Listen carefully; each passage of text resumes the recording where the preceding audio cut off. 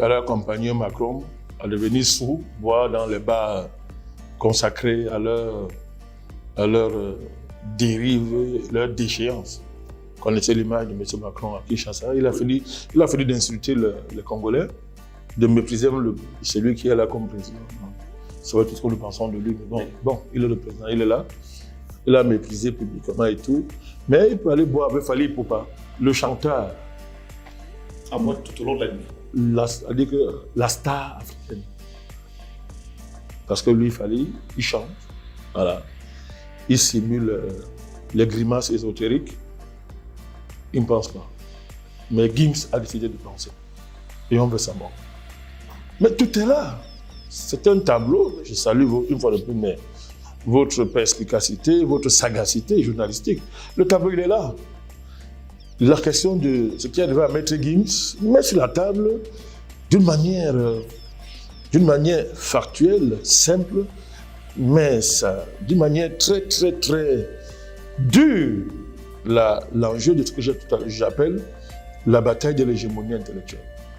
Il ne s'agit pas pour nous de devenir hégémonique. Un intellectuel n'a pas vocation à faire de l'hégémonie, parce que personne n'a la science incluse. Non, de renverser, de mettre fin à cette maladie occidentale qui consiste à croire que l'hégémonie est la règle de la vie. Les gens sont incapables de vivre tranquillement avec les autres. Il faut toujours dominer et écraser. Et on a fait de ça un mode de vie intellectuel où les Occidentaux croient que l'intellectualité consiste à dominer. Tous sont dedans, hein. Même quand ils sont de gauche, même quand ils se déclarent progressistes, de droite et tout, c'est l'hégémonie. C'est l'hégémonie, mais c'est une malédiction. En même temps, c'est une pathologie. C'est une pathologie. Il va falloir, s'ils ne veulent pas guérir, tant pis, il va falloir les forcer à se soigner. Maître Gims a fait quelque chose d'extraordinaire. Mais qu'est-ce qu'il a dit qu'on ne connaît pas?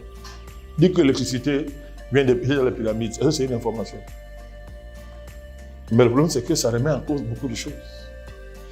Ça remet en cause toutes les fadaises qu'on nous a apprises sur les inventeurs, les découvreurs, l'électricité, toutes ces choses-là. Donc, le monde moderne est l'invention de l'Occident. La modernité, c'est commodité. La vie moderne, c'est commodité. Les lumières de la modernité, les lumières technologiques, les inventions, dans le domaine du transport, de l'aviation, dans le domaine maritime. Dans toutes ces commodités, entre guillemets, qui font la modernité, mais évidemment, ça ne peut être et ne doit être que l'invention de l'Occident. C'est ça qui fait que le blanc, c'est un dieu. C'est ça qui fait tout l'aura du blanc et fonde sa supériorité. Et vous regardez haut, qu'avez-vous inventé? Qu'avez-vous apporté à la civilisation, à la modernité? Ça me rappelle ce premier ministre centrafricain vanté à main nulle, Goupandé, un certain Goupandé, qui disait que non, il n'y a pas eu de colonisation, mais il y a eu un transfert de modernité. Il y a eu un transfert de modernité. Donc, évidemment, toute la théorie que l'Occident adore. Donc, il disait ça sans avoir honte. Jean-Paul Goupandé, je crois qu'il est décédé, paix en son âme, mais je rappelle simplement ça à titre pédagogique. Donc, on dit que l'actualité de la pensée unique, ça se voit encore dans ce qui arrive à Maître Gims. Nous lui apportons tout notre soutien. Nous lui apportons tout notre soutien et nous faisons le rapport à Fally Ipupa et les autres chanteurs inutiles qui ne servent à rien, qui chantent des banalités.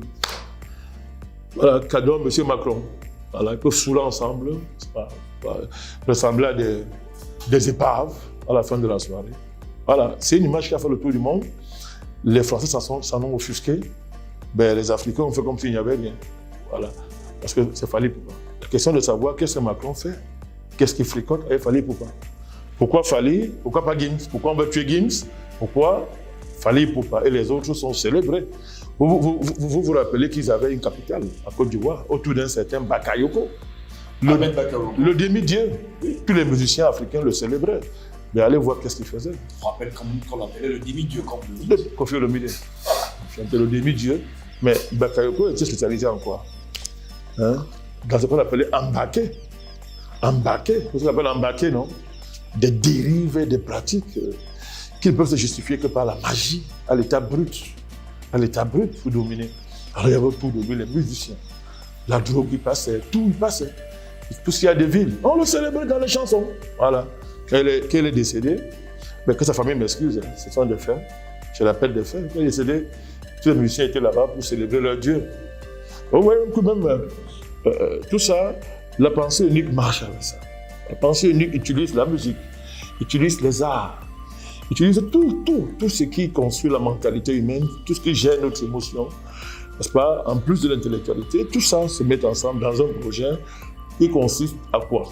Et on revient au sujet de manière plus fondamentale. Le projet est simple. À l'Occident, le monopole de la pensée. Descartes va dire « je pense, je suis ». Mais on connaît qu'il y a Descartes dans la pensée, dans le mouvement intellectuel de l'Occident. Ça dit que d'autres peuples n'ont pas pensé alors. Il n'est pas le seul. Hegel a dit ça. Brillant philosophe. On ne va pas nier qu'il était brillant. Raciste. La philosophie n'est pas le domaine des Africains et des peuples orientaux. À ces peuples-là, c'est la pétulance, l'animalité, la brutalité. Ces peuples-là dansent, effectivement, mangent, boivent, font des cultes à des dieux, ne pensent pas. Rient et dansent autour du feu. Ils dansent autour du feu, ils ne pensent pas. Ils sont primitifs. Ils ont, à la limite, il est faux de la queue. Quand ils n'ont pas la queue, ils simulent dans des vêtements la queue, le singe qui a la queue qui balance comme ça. Donc, ces peuples-là sont meilleurs dans l'expression de la pétulance. Dans le vitalisme, le père Tempest, ils accumulent des forces comme ça, jusqu'à sont un peu dans un excès de force qui les détruit. Parce qu'ils commencent avec des dieux, ils commencent avec la nature, dans des choses compliquées, mais ils ne pensent pas. Ils ne dégagent pas le concept de la nature. Ils ne séparent pas le concept. Ils ne séparent pas le concept du mythe. Hegel va dire ça. Alors c'est dans le monopole de la pensée. On sait que c'est faux. Mais comme il s'est imposé depuis pratiquement 700 ans, il a réussi à